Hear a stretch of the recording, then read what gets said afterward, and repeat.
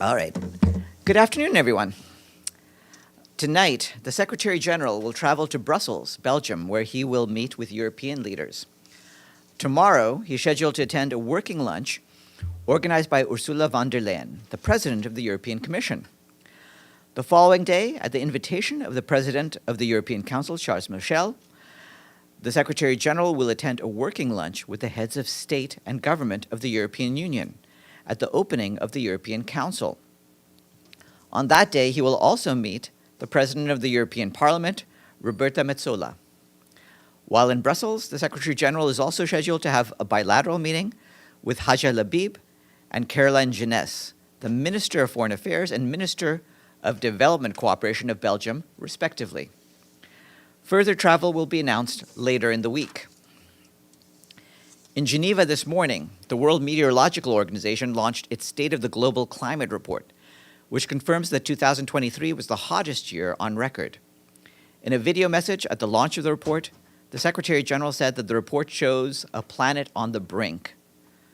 Some records aren't just chart-topping, they're chart-busting, he said, and added that last year we came perilously close to the global temperature temporarily rising 1.5 degrees Celsius above pre-industrial levels. The Secretary General said that the good news is that we can still keep our planet's long-term temperature rise below that limit and avoid the worst of climate chaos. But leaders must step up and act now.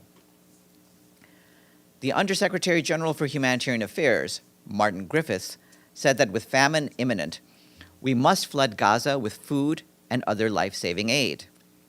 In a social media post issued yesterday, Mr. Griffiths said that the international community should hang its head in shame for failing to stop a situation in which more than 1 million people are at risk because they've been cut off from life-saving aid, markets have collapsed, and fields have been destroyed.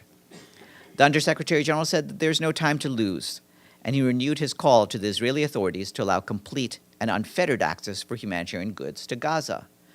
Mr. Griffiths said, "We know that once famine is declared, it is way too late, but with action and goodwill, it can be averted." And today, Volker Turk, the High Commissioner for Human Rights, said that the alarm bells sounded over the past months by the UN have not been heeded. This catastrophe is human-made and was entirely preventable. He added that the situation of hunger, starvation, and famine is a result of Israel's extensive restrictions on the entry and distribution of humanitarian aid and commercial goods, displacement of most of the population, as well as the destruction of crucial civilian infrastructure.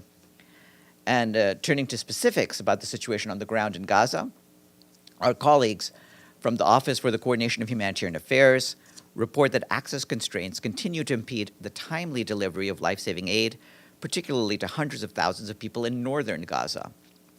During the first 2 weeks of March, less than half of planned humanitarian aid missions to northern Gaza were facilitated by the Israeli authorities. That's 11 out of 24 missions. The rest were either denied or postponed. Dispatching aid to the north of Gaza requires day-to-day approvals from Israeli authorities. Truck convoys are frequently turned back, even after long waits at the Wadi Gaza checkpoint. They also run the risk of aid being taken by desperate people, either at the checkpoint or along the difficult route north where they do get through. The only way to prevent this is to ensure that enough aid can be delivered on a reliable basis. As OCHA has stressed repeatedly, we need the Israeli military to guarantee safe, sustained, and unhindered aid across Gaza, and to open up all possible entry points into Gaza. The only way to deliver aid on a large scale, and at the scale required to avert imminent famine, is by road. The World Food Programme estimates that simply addressing basic food needs will require at least 300 trucks to enter Gaza every day and distribute food, especially in the north. Meanwhile, with malnutrition rates skyrocketing in northern Gaza, the World Health Organization is supporting the establishment of a nutrition stabilization center at the Kamal Adwan Hospital. In Rafah, WHO is already supporting a center to treat children with medical complications for severe acute malnutrition. It is also helping to set up a second center in Rafah at the International Medical Corps Field Hospital.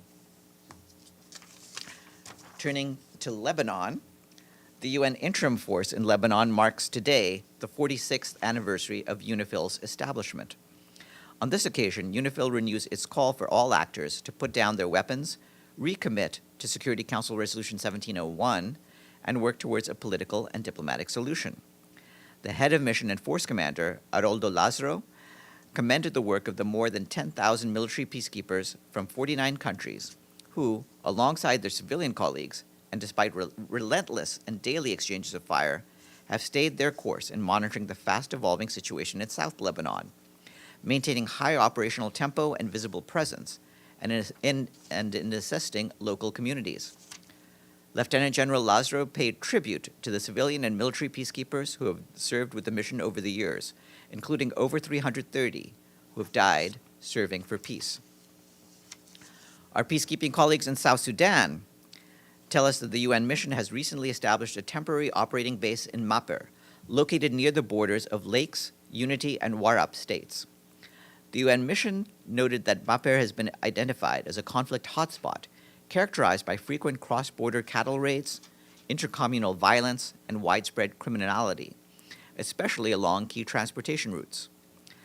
UN peacekeepers have started conducting patrols in and around the area to prevent repeated cycles of violence, ensure safe passage for humanitarian aid convoys and civilian traffic, as well as to help build sustainable, community-led structures to peacefully resolve grievances. Turning to Haiti, the Office for the Coordination of Humanitarian Affairs says that the situation in the capital, Port-au-Prince, remains tense and volatile. Schools, hospitals, and government buildings continue to be attacked, with many having curtailed their operations in Port-au-Prince.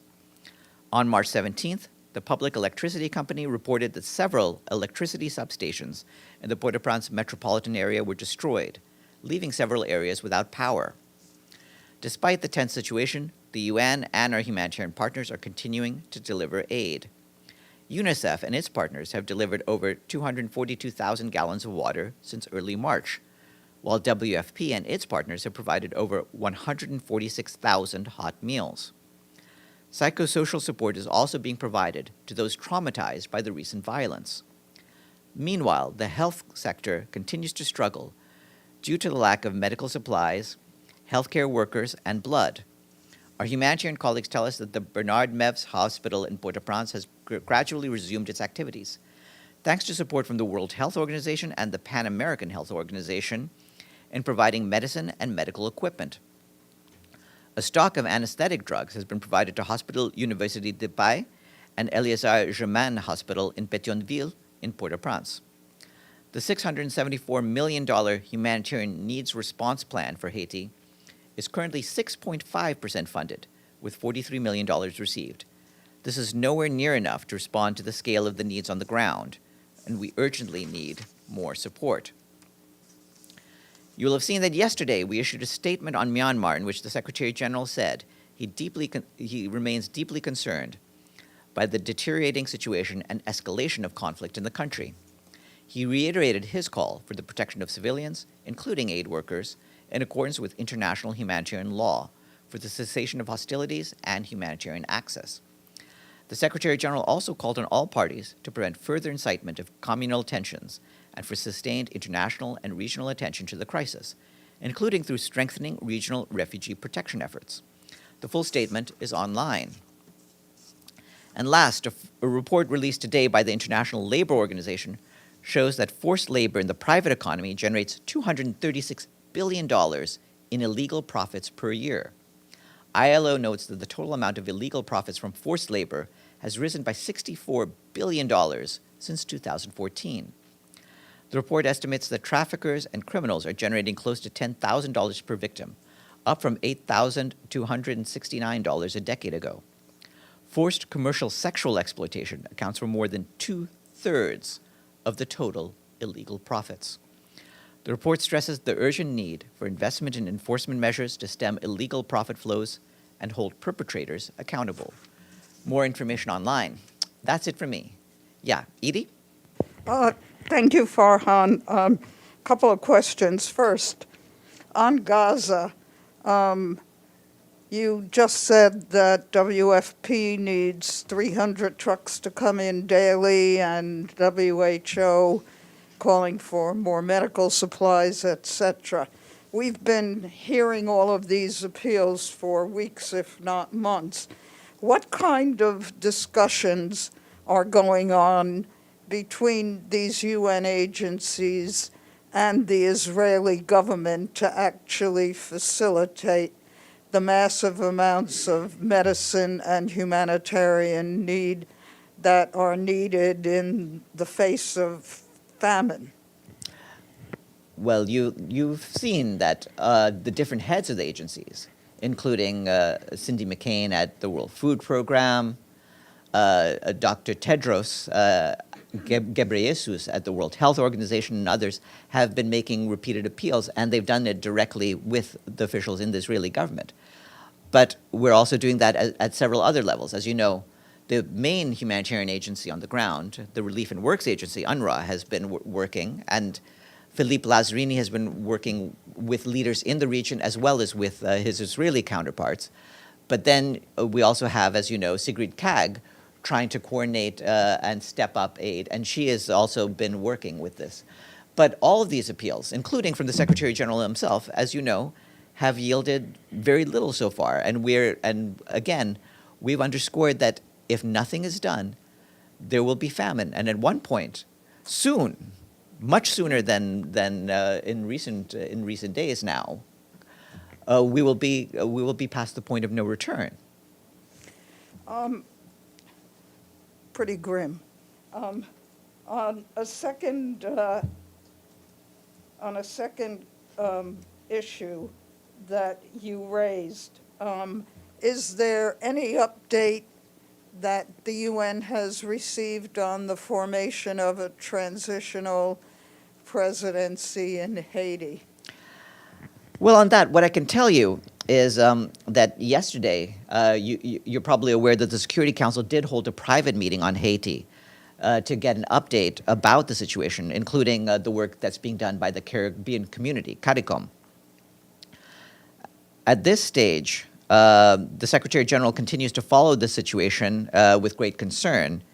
He reiterates his call on all Haitian stakeholders to put aside their differences and take immediate action on the implementation of the transitional governance arrangements that were agreed upon last week. And of course, we also still emphasize that the swift deployment of the multinational force remains critical to ensure that the political and security tracks can advance in parallel, as only complementary efforts can be successful. But we'll keep up with those efforts. Yes, Yvonne. Thanks, Farhan.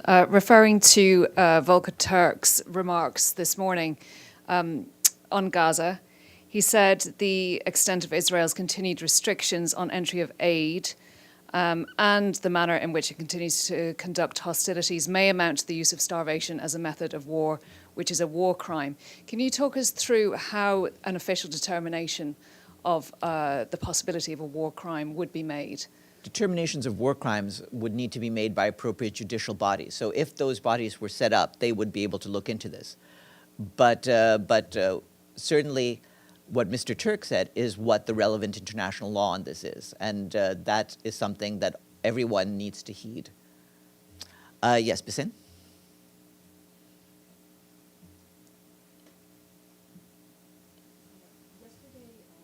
Israel killed Fa'iq al-Mabhouh. He's the director of the operations for the Gaza police force. Some reporting coming out of Gaza, basically they're saying that he was the one responsible for securing aid and the aid trucks. I don't know if you have any confirmation on his role in particular when it comes to that. And if you do, how would that actually affect aid trucks getting in? I wouldn't confirm his precise role, but certainly we have contacts with everyone involved on the ground who can play a role in making sure that trucks can travel safely through Gaza, and that includes people in the de facto authorities. Obviously, if any of those people were killed, that would be a temporary blow to those efforts. But we will continue our discussions with anyone on the de facto authorities who is capable of working with us to make sure that the flow of goods into Gaza continues. Amelie? Thanks, Farhan. Catherine Colonna, if I'm not mistaken, is supposed to give her preliminary report to the Secretary General this week. Has she already done it? And if so, could we have any kind of element about what's in it? Thank you. She hasn't done it just yet. Ms. Colonna will be meeting the Secretary General later this afternoon. We're in touch with her office, and we're trying to see whether we can get her to talk to you tomorrow at the Security Council stakeout. So we'll let you know. If that happens, then she can give you some details, just a few details about this interim report. Since it's an interim report, this is not the document that will be made public, although we do anticipate making the final report public. Abdelhamid? Thank you, Farhan. First, is there any doubt in the Secretary General's mind that the intention of Israel is to annihilate the Palestinian people in Gaza altogether? Until we have reached that point, we want to work with everyone to make sure that everyone, including the Israeli authorities and their counterparts on the Palestinian side, do everything that can be done to protect Palestinian civilians, and we will work with them in good faith to do that. Farhan, since Sigrid Kaag was appointed to this senior post, things deteriorated. So is there any positive impact of her appointment? Certainly, she believes that she's been working with different parties, and you'll have seen the willingness by them to consider a variety of different ways to expedite the flow of aid to Gaza.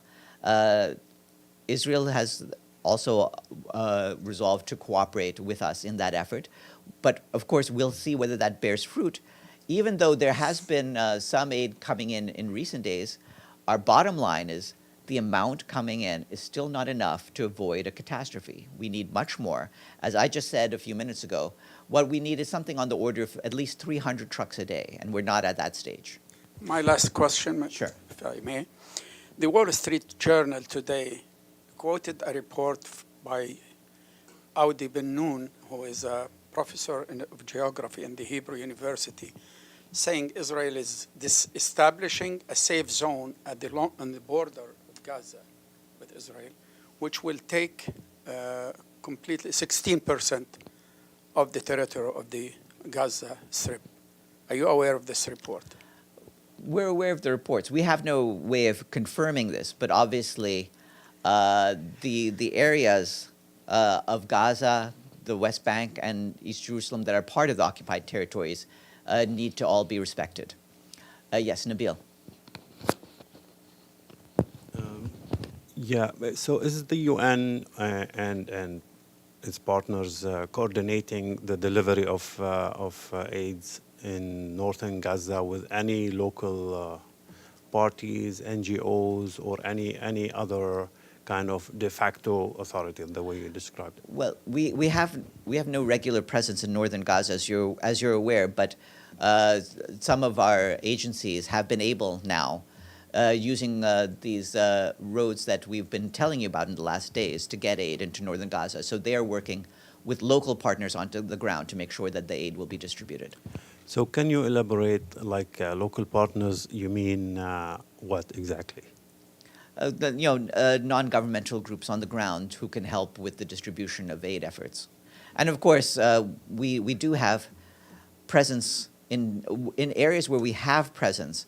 We have people, including those working for the UN Relief and Works Agency, who are also involved in these efforts. Yeah, you mean organized local NGOs or groups, organized with capacities or with exactly. logistics? Local groups on the ground who have the ability to help with distribution efforts, yes. Maggie.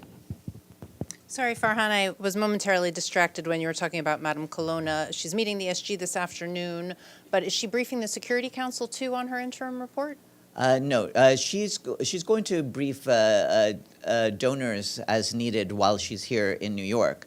But this is, like I said, an interim report, not the final report. So she's not reporting back to the Security Council at this stage. And second question, The White House said yesterday that a delegation is going to come from Israel to meet with the administration about plans for Rafah for, I guess, evacuating the civilians who are there ahead of a potential military incursion. Has the UN made any formal contact with the U.S. to express your position, which you've repeated here about not wanting to move the population, like not being a part of it? Certainly. We're in touch with the U.S. authorities and others about this, but our position on this is very clear that we're opposed to any attack on Rafah for the reasons that we've outlined. We believe it would be a disaster for the civilian population. Alan Bulkati. Thanks so much, Farhan. I have two questions, please. The first one is regarding Moldova. The Foreign Ministry of Moldova conveyed to Russian side that Moldova doesn't will to see Russia participating in 34th session of the FAO regional session in Moldova, in Chisinau. So what's your comment regarding that in terms of the equality of the participation of the member states of the UN, as FAO, Food and Agricultural Organization, is UN entity? Well, yes, exactly. The Food and Agriculture Organization is a UN entity. I'd recommend that you talk to them about how about what their position is on this, since they are the ones who will be holding these talks in Moldova. And a second question, please. Russian intelligence service is reporting that France is going to send 2,000 troops, military troops, to Ukraine to fight against Russia. What's the comment from the UN part, given the fact that they are not mercenaries, but they're the troops, acting troops? Thank you. Well, first of all, I have no way of confirming this information, so I wouldn't have a specific comment on that. Our general comment is, of course, we have called for all nations to do what they can to de-escalate the situation on the ground. Yes, in the back. Thank you, Farhan. I wanted to run a few figures by you here, hoping you can make sense of them. On December 9th, the Deputy Director of the World Food Program said at that point that half of Gaza's population was starving, then on December 9th, and 9 out of 10 people weren't eating every day. A month and a half later, the World Food Program, that same agency, said that 577,000 Gazans were starving at that point. So that number dropped approximately in half in a month and a half. And now the IPC report, which relies heavily on UN data, says that 300,000 Gazans will be under famine conditions by the end of May. So while even 300,000 is tragic and it's painful, those numbers have dropped exponentially over the last few months. How do you reconcile? Well, first of all, I would refer you to the extensive briefing given by Arif Hussein and Reen Paulson, our World Food Program and Food and Agriculture Organization colleagues yesterday, where they went at length through the numbers and talked about how they're developing these numbers. And the report is very clear on that. But those are the numbers that were given. Yeah, and they told you how the numbers are created, why the fear is that the numbers can go up to 1.1 million people just by the end of May if nothing is done.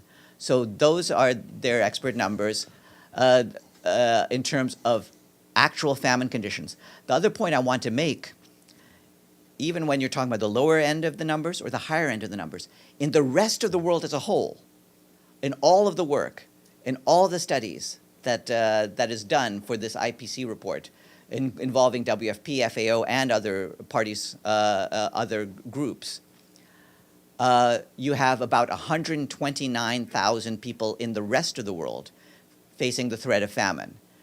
That number now goes up to 1.1 million, or 8 times as large, just for Gaza alone. So this is something beyond the scale of... The Deputy Director of the World... The Deputy Director of the World... Please let me complete my sentence. Go ahead. This is something beyond the scale of what we've seen before. I know from going to the meetings with humanitarians that people who are long-term humanitarian workers have seen the situation in Gaza and seen it as something far beyond what they've seen in any of their previous experiences, as bad as those experiences in other parts of the world are. So it is extremely serious. And so the numbers are The numbers that we're standing by is what's in the IPC report, and I would refer you to that. May I finish? Sure.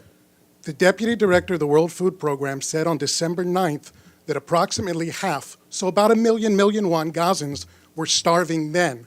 How does that reconcile with 1.1 million Gazans are now going to be under famine conditions at the end of July? How does that reconcile? It's reconciled by the fact that what that person was referring to, the deputy director of the World Food Program, was talking about people who are starving in terms of experiencing extreme hunger, having sometimes as only about a meal a day. That's a different level than having so much hunger that you are at risk of dying. So they're able. So that is the difference that we're talking about. At this stage, we're at a point where we believe that people will start dying if in masses of numbers, as Arif Hussein explained to you very patiently. Again, I'd urge you to listen to the sum of what he was saying. I did. All right. Stefano, have you had a question? Okay. Thank you, Farhan. About starving people, there are starving people also in Haiti, actually, about 3-4 millions, according to the UN. Well, here we have everything prepared. There is a UN resolution.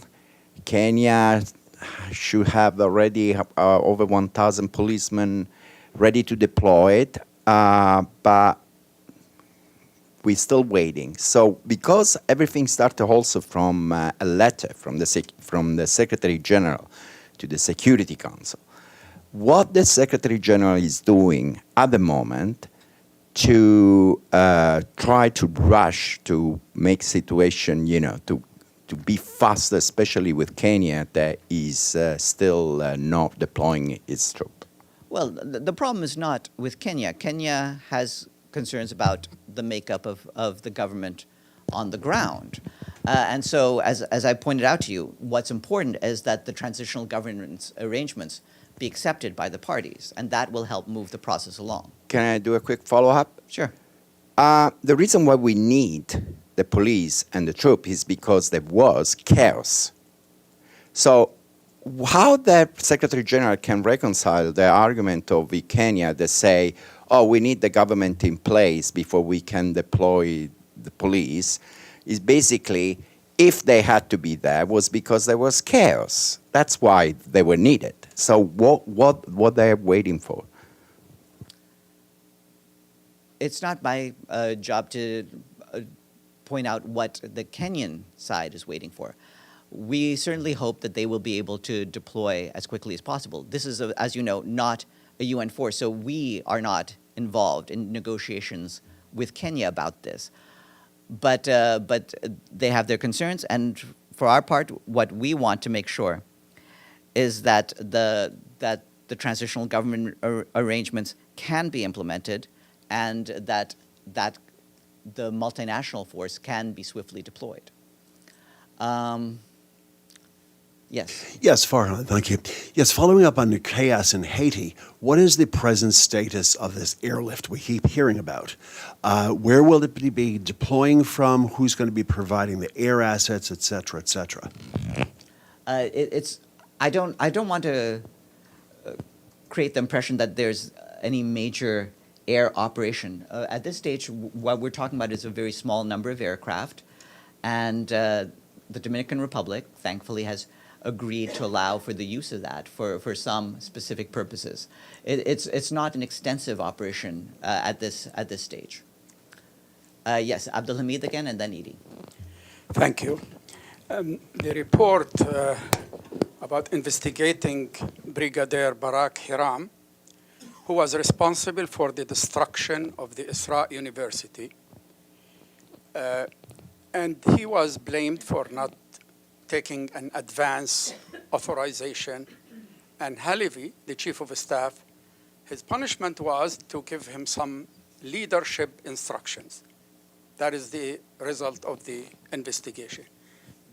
Does the Secretary General believe in any kind of investigation conducted by Israel against itself? We will trust different groups to conduct impartial investigations and hope that they do so. Obviously, it's up to the parties themselves who are undergoing these investigations to do them with full respect for people's rights. But this and the is need for a accountability. university. Why does not UNESCO, for example, take the initiative to investigate destruction of a whole full-fledged university? Well, first of all, as you know, different nations have their own sovereign judicial systems, and we respect their own sovereign judicial systems. So we wouldn't second guess legal proceedings in that respect. But if you want to know about what UNESCO will do to follow up on that, you can ask them, certainly. Edie and then Yvonne. Farhan, yesterday you mentioned that Israel had barred Philippe Lazzarini, the head of UNRWA, from entering. Has he tried again, and has he been given any explanation? We did not receive what we thought was a valid explanation, but no, he has not gone back into Gaza. He was blocked yesterday. What was the invalid explanation? You would have to ask the Israeli authorities. They had some procedural problems with the paperwork. Yes, Yvonne. Thank you, Farhan. Again, quoting Volker Turk, UN Human Rights Chief, this time on Hong Kong, he described the rushed adoption of the National Security Bill as alarming and a step backwards for human rights in Hong Kong. Does the Secretary General have a comment on the adoption of this bill? No, we do not have a comment. Yes, Michael again. I know you can't comment on the OIOS investigation. I respect that, but I've got a procedural question for you. The High Commissioner for Refugees, under their guidelines, a refugee who commits acts of terror or participates in a terror organization may be excluded from refugee status. I know UNRWA operates in a different universe than the other UN agencies, but does UNRWA operate under that same sphere where if you participate in terror, if you're convicted of a crime of terror, that you may also be excluded from refugee status? Do you happen to know that? I don't believe that that the group of people who fall under UNRWA's purview are in the same category, and they don't deal with the rules and regulations of UNHCR. They're from a separate era. You could look at the history of the late 40s to see UNRWA, as you know, was created prior to. I understand that, but I'm Refugee asking, is that also a provision for UNRWA? I mean, just because it's separate doesn't mean it's completely different in every respect. Is that also a provision in UNRWA? I couldn't find that information. UNRWA does not tolerate terrorism amongst its personnel. You've seen what they had to say and what their response was. But are they to the linkage of certain individuals with the October 7th? Would they be in attacks. danger, though, of losing their refugee status? I'm not aware that they would be. And- You would have to check with UNRWA. I'll check with UNRWA. One last question, just historical question. Has there ever been any other UN agency that's been accused of having terror ties the way that UNRWA is being accused right now? Has that ever been investigated before that you know of? I'm aware of different allegations of different criminal acts against different entities in the past. That's what we're really talking about in this case. But nothing to do with terror, per se? Terror is not something for which there's any particular definition at the UN, so I wouldn't. It would be a question of opinion, really, about what those attacks would be. Thank you, Christine? Farhan. Haaretz, the Israeli newspaper, published a report basically saying that there has been an Israeli-influenced operation that has been targeting U.S. lawmakers. According to what they are saying, it's not pushing out this information, but rather focusing on and unorganically amplifying claims and reports regarding the involvement of UNRWA workers on October 7th. I mean, how concerned are you about the use of this information so far, and how it has affected actually funding to UNRWA? Well, this is something that would certainly need to be explored, and we certainly hope that the people who are involved in funding UNRWA are also aware of this. As you know, the UN has long believed that information extracted by torture is not reliable. And so our concerns about any such use of potential use of torture would apply in this case. Linda. Thank you, Farhan. Turning to another crisis area, Sudan, I was just wondering if there are any updates in terms of the food situation there and sort of where things stand in terms of the UN's role. Well, you're in luck. I believe the Security Council will take up this issue possibly as early as tomorrow. And so we expect that the World Food Program may brief the Security Council in the coming days about the food situation. And we'll try to see whether we can get a World Food Program person to speak to you in the press as well. Ibtisam. Farhan, two quick follow-ups. First, on Yvonne's question regarding Gaza and Mr. Turk's statement, does the Secretary General support and agree with Mr. Turk's statement regarding Gaza? And the second question on also a follow-up on Mr. Lazzarini.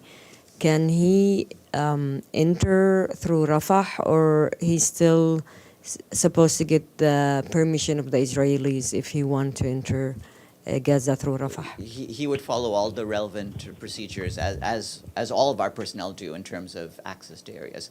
And again, we call for all of UNRWA's personnel, including Mr. Lazzarini, to have the access they need. But does that mean, that still doesn't answer the question. Even the question is, if he wants to enter through Rafah, which a lot of your staff actually do because they're not allowed, does that include, does that mean they have to get an Israeli agreement before they enter Rafah to Gaza? The rules involve getting clearance from Israel, and he is abiding. He intends to abide by the rules. And regarding Mr. Turk, of course, the Secretary General supports the views of his High Commissioner. All right. Have a good afternoon, everyone.